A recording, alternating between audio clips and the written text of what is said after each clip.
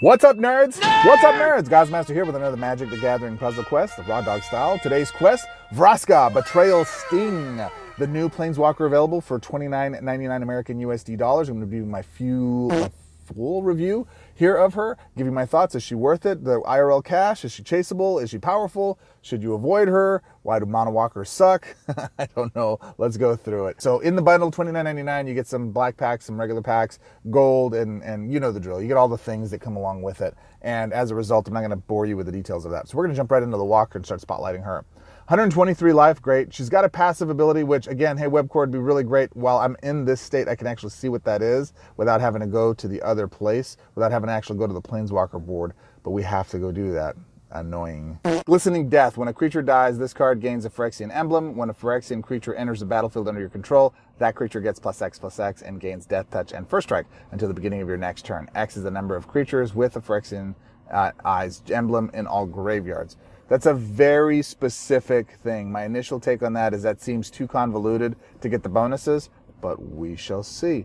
In addition to that, we have our standard normal 3 loyalty abilities, +9, or it's 9 loyalty for the first. Oiled Incubation. Draw 4 cards. Each creature card in your hand gains the Phyrexian subtype. Creature cards in your hand gain X mana. X is the number of creatures with Phyrexianized emblem in all graveyards, similar to what happens in the first one. So it doubles up, maybe? I don't know. 11 loyalty, Phyrexi's Touch. Destroy target creature, then create 6 gold tokens. I really like that. That's a good removal. The gold tokens is kind of the benefit there. That's substantial. And we'll probably look to synergize something else with gold synergies, but not in our Peasant build. And then 20 loyalty for the Glory of Phyrexia. Create 4 Phyrexian Embrace tokens. Embrace Phyrexia. The token itself is black.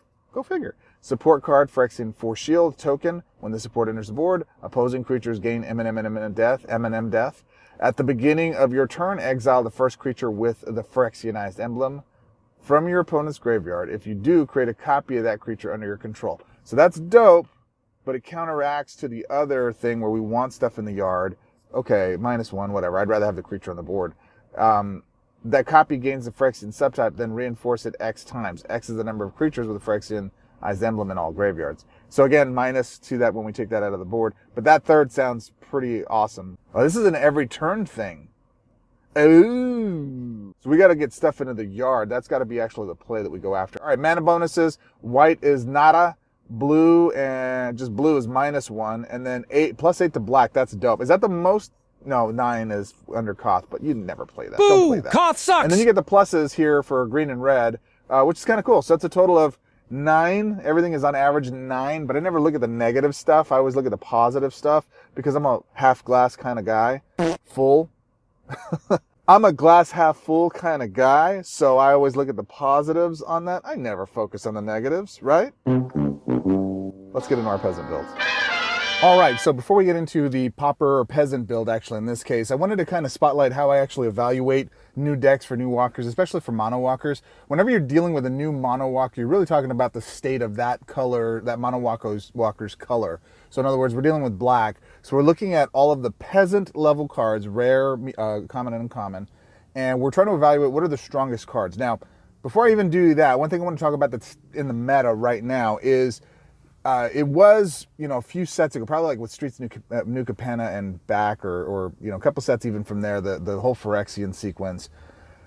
The main power cards in Magic, in PQ, were spells. Spells were the dominant force, like Meeting of the 5 and Cut Your Losses, obviously all the casualty spell cards, yada yada.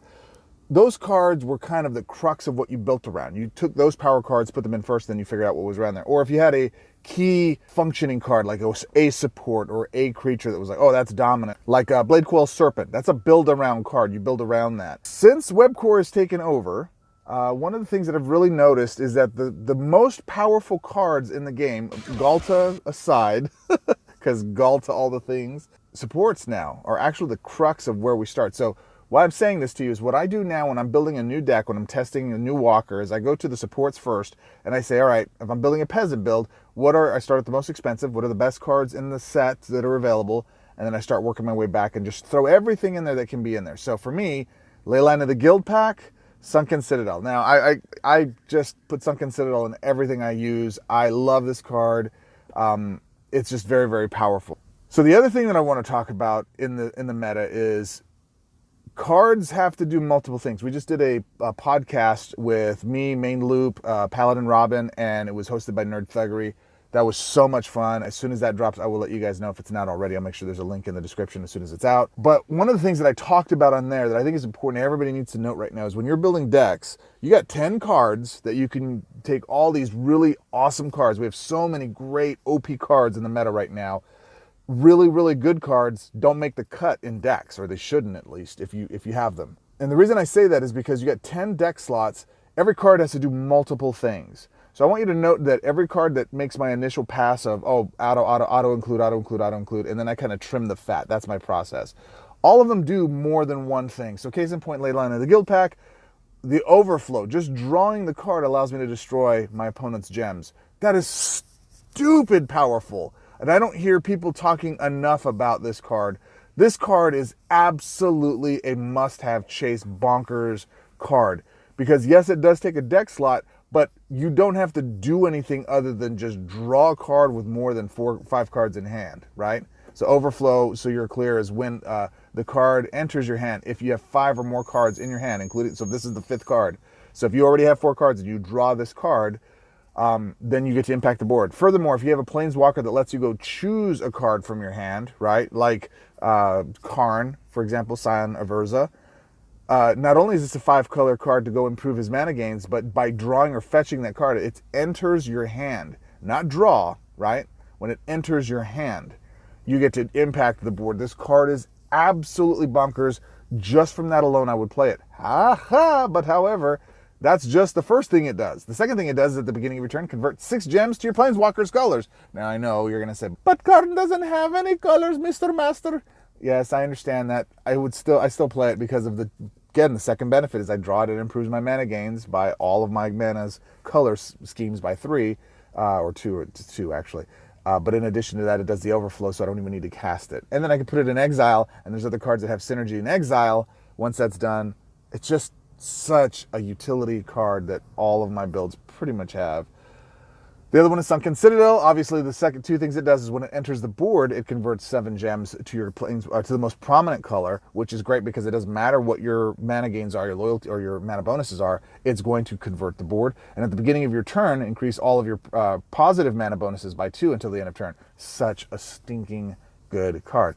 And this is especially effective with Vraska because we have such low mana gains in the rest of our abilities. I think we have 2, so it's going to increase another 4 color improvement for us.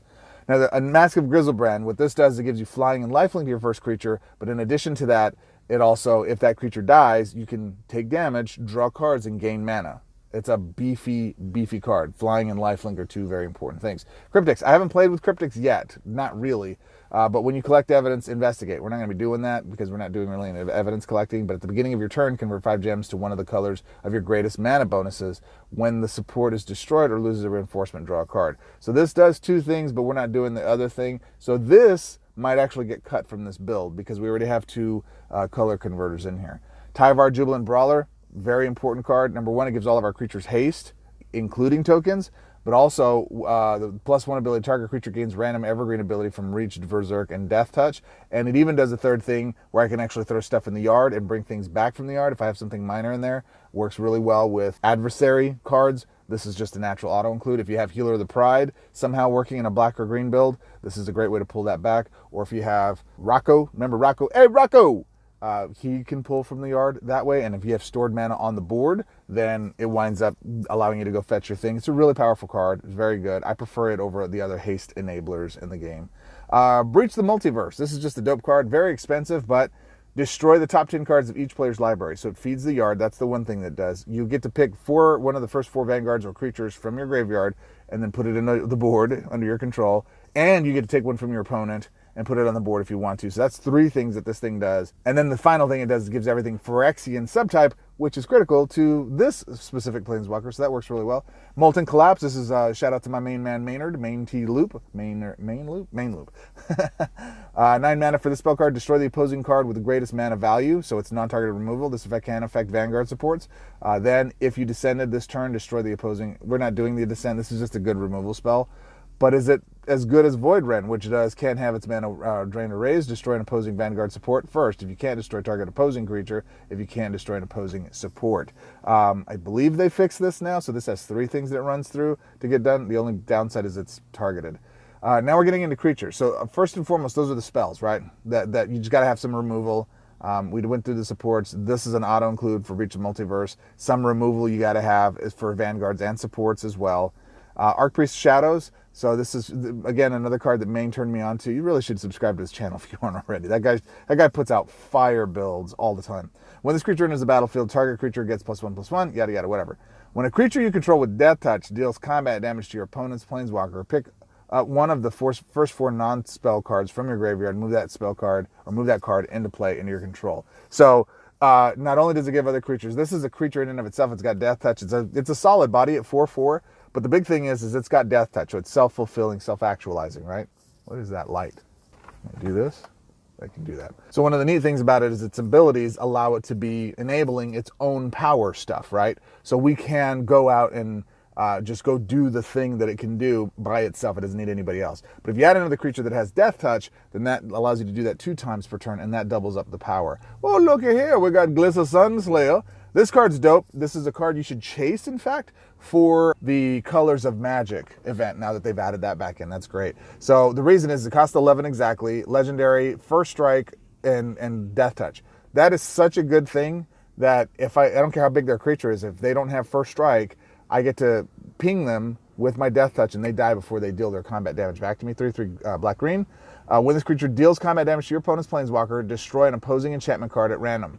Solid. Then, if you can't draw, or if you can't draw a card, gain 4 mana, you lose 2 life. Okay, so I have a backup, so it's not wasted. There's something secondary. But third, if you have 6 or more cards in your hand, instead, each opposing card loses oil counter 1. Each opposing Vanguard support loses 1 shield. Each opposing buffed creature gets -1/-1. This is such a beefy card. Just those first 2 things alone, but it's got contingencies just in case everything else is backed up. It's such a dope card. Such a good card. So versatile. Amazing. Tainted Indulgence, draw 2 cards, then discard a card. If there are 5 or more different cards in your graveyard instead, the last card in your hand gains 6 mana. So this allows you to churn through your build, throw stuff into your yard early game, and then late game, gain some mana while you go through it for 5 mana. And this is a positive one. We draw the 2 cards, we cast 5, but we get 6 mana. It's just a net positive return. It's a good card. I often don't have room in my hand, though, for it. I wind up cutting it. Another good card is Illicit Shipment. I get to go pick one of the first 4 cards from your library, fetch that card again, 6 mana, and then this has 5 to cast, so again, that's good. But then again, it has casualties. So that means any creature I have on the board with a 1 power, I can destroy it and cast this thing again if I'm digging through my deck to find something I absolutely need. It's pretty powerful. Riveteer's Charm. We don't get to use Broker in a mono black build, but this is basically the equivalent of it. If there are 6 or more black gems, destroy the opposing Vanguard support or creature with the greatest mana cost. So whichever is the greater mana cost, that's what's going to get killed. So you want to have multiples of them. So it'd be nice if it was a single category that we could specialize, but that's all right. Then if there are 6 or more red gems, just draw 3 cards. Those cards gain Outcast, and they gain X mana. X is the number of red gems on the board. If there are 6 or more green gems, exile all cards from your opponent's graveyard. So again, ways to be able to fuel and do things that way. Dig up the body, I love. Destroy the top 2 cards of your library, feed the yard, pull a creature out from the yard, put it on the board, and then if I have destroy effects, which we have things that are going to do that in this build, so I can destroy the creature and do it again, and I can just bring that same creature right back out. So I'm doubling up the enters the battlefield effects. I'm being able to feed the yard more than once. Very powerful. Tithing Blade, we got to remove some of their stuff. So 13 mana, when the support enters the board, destroy the first opposing creature. When this card is crafted, yada yada. So it's nice removal. Probably going to cut it from this build though. Now I'm going into my uncommons. So that was first all rares that I did. Now I'm going into my uncommons that have some utility. This enters board, gives mana, converts. When the support enters the board, discover 2 and then discover 2. Good. Gets a mana conversion. This is Swashbuckler's Whip. At the beginning of your turn, the first creature gets +3/+3 and gains reach. All right, so now I got to make some decisions. I've already decided that Cryptex is too congested. We already have too much of that. I really want to get those. An illicit shipment can go out. I think we need to keep Riveter's Charm. We don't need Tithing Blade. We don't need Haunted Ridge for that. I'd like to keep these 4 in some way. So what do I got to cut from here? Tainted Indulgence has got to go. Even Void Rend for me, it's got to go. I'm not a fan of Void Rend as much as others. All right, since we have so much removal, Riveteer's Charm, I'm going to try going without Molten Collapse. So I got Insidious Roots. I got 1 more to cut. All right, a quick minor edit. I swapped back in Leyline of the Guild Pack. Another reason why Leyline is so dope is because you're converting 6 gems to your Planeswalker's colors. That's an easy auto-include, again, for Mono Walkers. Let's go face some Jaya. Okay, let's negotiate some Fiery, shall we? All right, so this is pretty easy. You know, what we want to do here is just enunciate all the things. And by enunciation, I mean destroy Buzz Lightyear. Okay. Black. Anytime you can make your black match, you want to make that match. Because that is mana from the heavens. I like haste. We like nice things. Let's go here. Boom. Yep. Alright. Ooh, just 1 short of Leyline shenanigans. So let's go here. Boom. Boom. I'm going to go ahead and tag ourselves. So we should have haste. We do not have haste. They destroyed my Vanguard. Thank you very much. Jaya. All right, there's another one. Let's try that. Actually, let's do... let's go here. Let's go boom, boom. I should have made the black match up in the top right-hand corner, but that's okay. Now we've got that back. How sassy is that? Yes, sir. Yes, sir. Arc Priest is dope. If you have Arc Priest and you're not playing with her in any kind of black deck, she's a lot of fun, especially at you newer players. This is definitely a targetable creature. Very fun card. It is out of the All Will Be One set, I think. One of the very few cards out of one that is worth chasing, but what it is. So let's go here. Let's go ahead and we're going to do something fascinating. Watch this. We're going to do our -2 ability. We're going to put some cards in the yard. Now there's 2 cards additionally in the yard. Hopefully we hit a critter. I'm not sure if we did. We're going to try it. Let's go here. Boom. Just short. But now we can do Sunken Citadel. We get some conversion. We make the things happen. Synergy! I love that card. Love it. I love it. See how it does 2 things, not just 1? And now it's broken? We'll get it back. It's fine. It's fine. It's no... They dropped Ovika.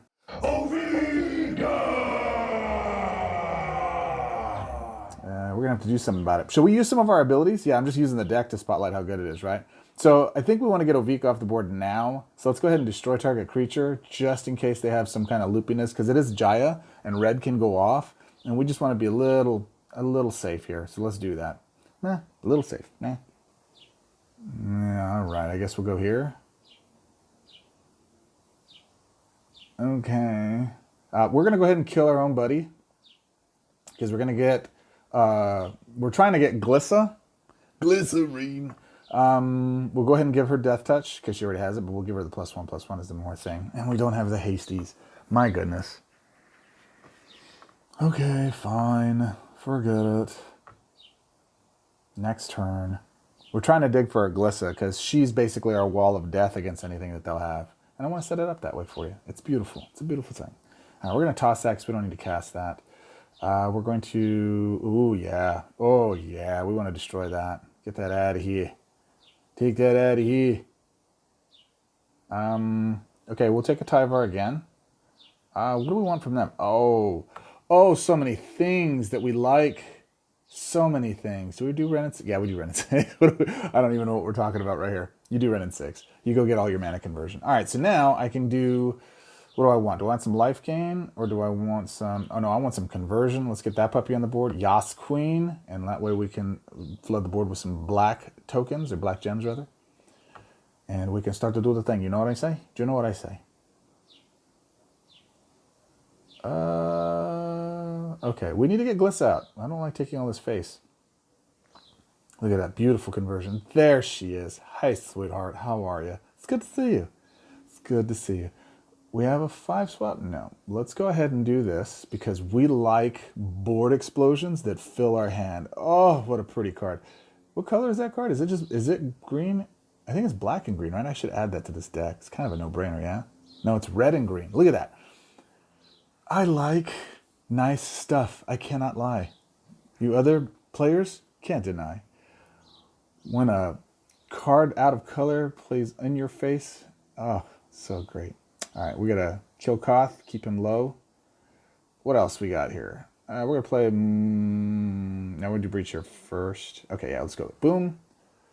Oh, we could demonstrate our third ability. We will. We'll do that next. But you're going to see something a little more sassy, a little more special. We got to get the other support, Whiplash, or the Crack the Whip. Crack that whip. Ding, ding. When a problem comes along, you must whip it. All right, so we're going to go attack. What do we want? We want... we don't have room for Avika and all the spells it's going to cast, although that would be fun. Let's go ahead and take Dahada. Radha Mahada Dahada. We got 2 more cards, 3 more cards. Drawn. Gaining the... Oh, because we cast the... The Riveter's Charm. And let's go ahead and... It'd be nice if we can get these charged up, but we won't. They're going to exit my hand because they have Outcast. Hey, we want Swashbuckler's Whip. And we will take another Swashbuckler's Whip because they don't have a lot of charges. So we're going to discover now. We can draw this card. We're going to do Dig Up the Body.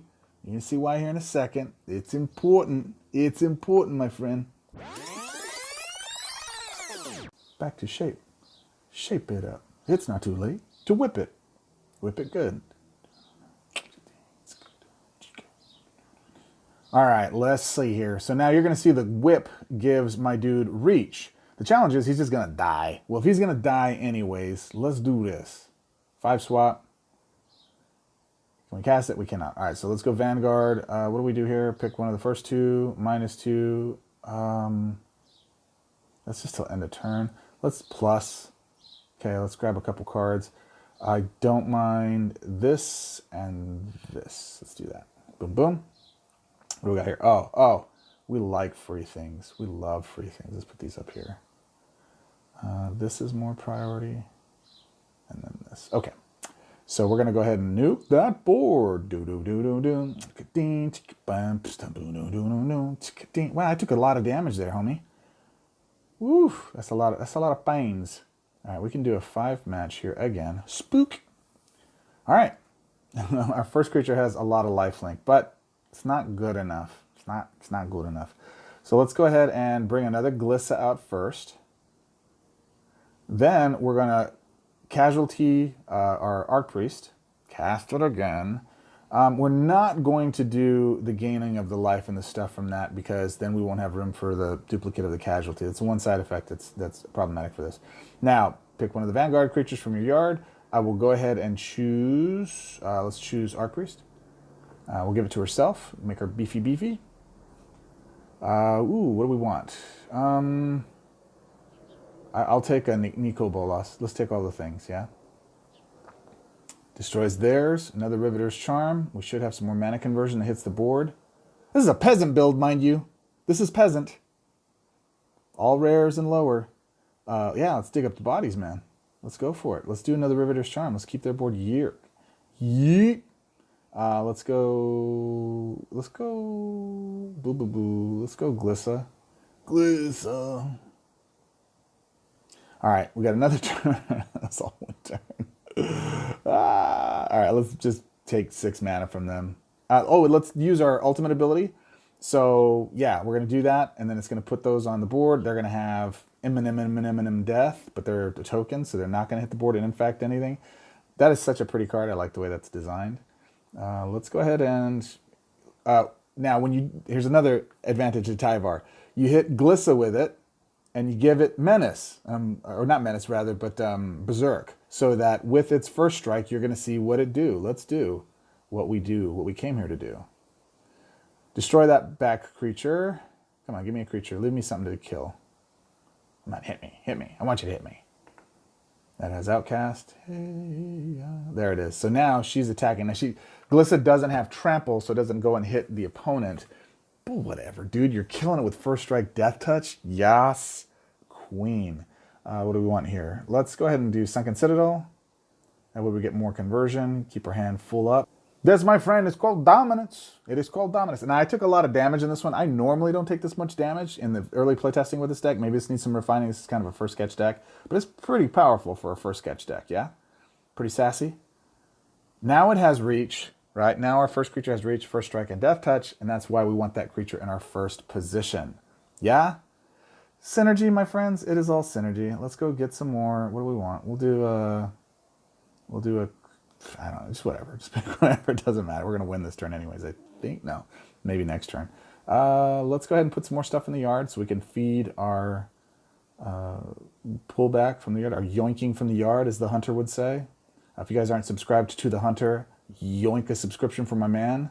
He is absolutely cool. Y'all, you know what? I got to put him in my featured group of other creators you should be paying attention to. He's got some awesome videos he puts out there on just bugs and little quick things. They're like micro doses of Puzzle Quest. Those videos are so concise. He used to, I'm not going to do this now because I don't need to do it now. He used to not speak on his videos, but he has such a beautiful accent that, come on, man, don't hide the timbre of that beautiful voice you have from us. Oh, well, that got destroyed, huh? So I'm glad that I'll take full credit for that he speaks now on camera because of me. You're welcome, people. And you got to go check out his accent. It's awesome. All right, that's enough plug for that. Today's sponsorship is obviously the Hunter. Go check out the Hunter. All right, so are we game? Is this game? This is game. Yes? This is game. Right. All right. We're just going to mute everything down because we don't need to do anything. And we're going to go here. Boom. Whatevs. And yank. Yoink. Am I going to be one short? Please don't tell me I'm going to be one short. Let's do this. I'm going to be one short. Kentucky. All right. I'm going to fast forward here. You know how this ends. Doesn't end well for our opponent. And there you go. All right. So that's the Peasant build. That's a solid deck, dude. And her mana gains are strong enough that it works. I didn't use her abilities much. I mean, if I'm behind, I can use her third to kind of get some game going. Her second, I like her second a lot. I used that quite a bit, or a couple of times prior to this to kind of keep myself in games. But that overall, getting stuff into the yard with whatever, not necessarily the strongest. Let's see if I can build something in Mythic. And Training Grounds complete. Gold! Oh, man. The one downside of having a Vraska as your deal is you have to scroll all the way down to the bottom. What would be nice here, WEBCORE, is if we had a search bar at the top, we can just start typing the name of the Planeswalker and it would just pull it up for us. That would be chef's kiss. Okay, so here's the build, a little bit like what we just ran. We're going to run a Sheoldred build. So in this case, we only run one creature, and we have Beseech the Mirror, and, you know, let's double up on the Vraska's Betrayal Sting. 0, you draw a card and lose 3 life, proliferate, escalate. Here's a click. Hey, listen, I'm not going to show you the Mythic build here for 2 reasons. Number 1, it doesn't really spotlight the power of Vraska in it. The third ability is really difficult to get to work, and frankly, I don't like it. The second thing, though, is that Maynard did a similar build to this. My build's a little different, so take a look at what I've got here. Go see if you've got these cards to build it out, and then go watch Maynard's video. I'll post his link to his channel down below so you can see his Vraska review and his Sheoldred build. It's a cool card. It's a powerful build. I think it's something that works real well with Vraska, and you can see here, essentially, it's just dominating and winning. With that said, let's get to my recap and final thoughts. Come on, what are we doing? What are we doing?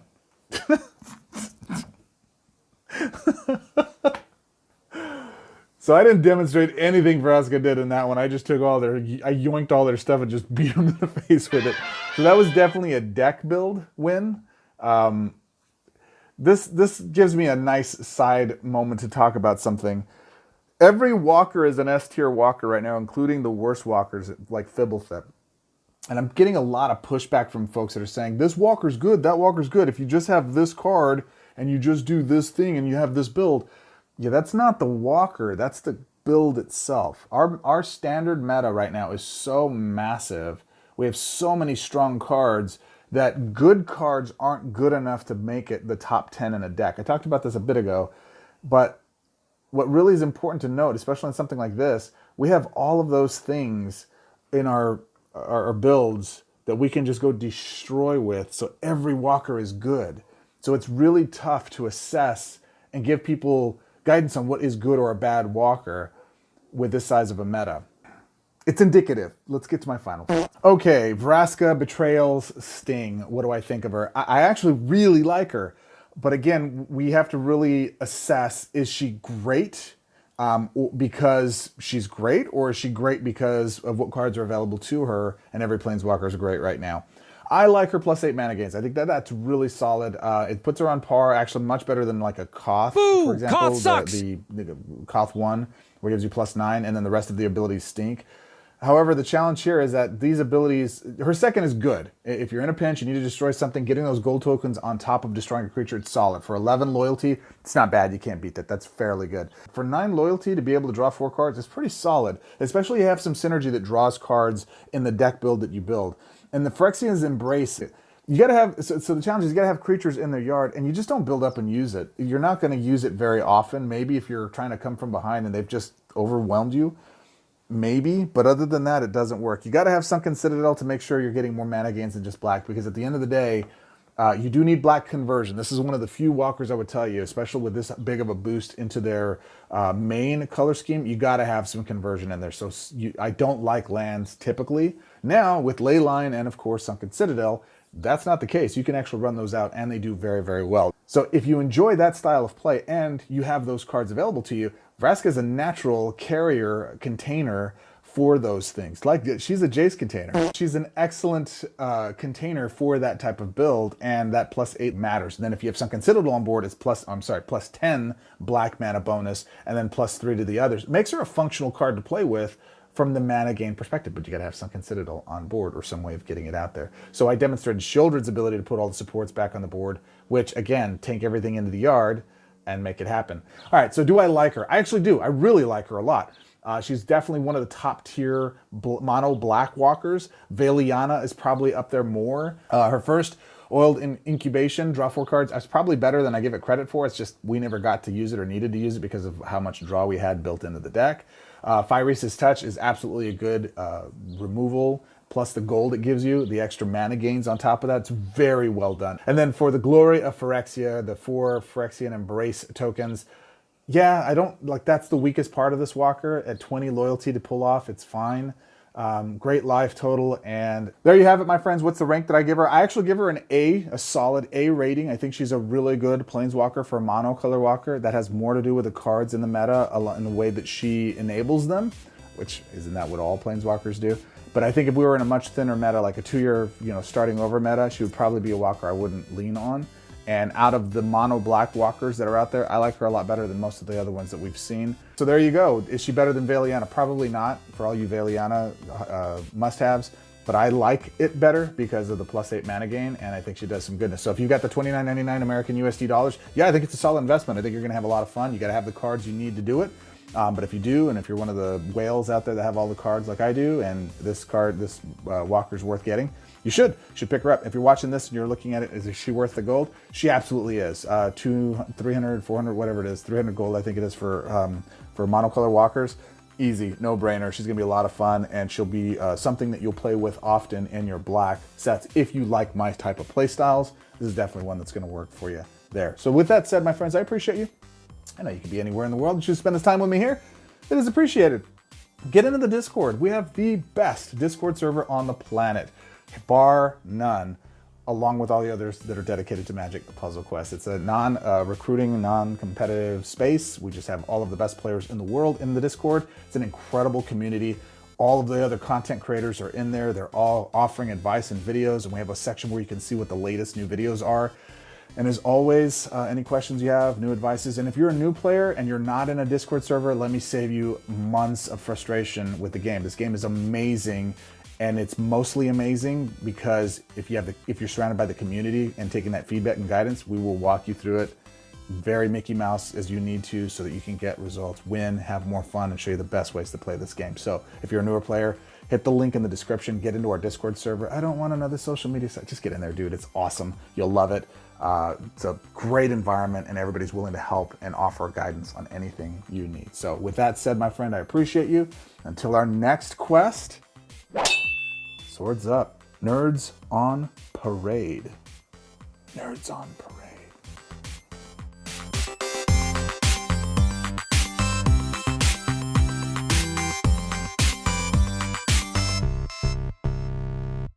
But Karn doesn't have any Planeswalker's colors, Mr. Gomez. Yes, I understand that. But Karn doesn't have any colors, Mr. Goz Master. But Karn doesn't have any... But Karn doesn't have any colors, Mr. Master. Yes, I understand.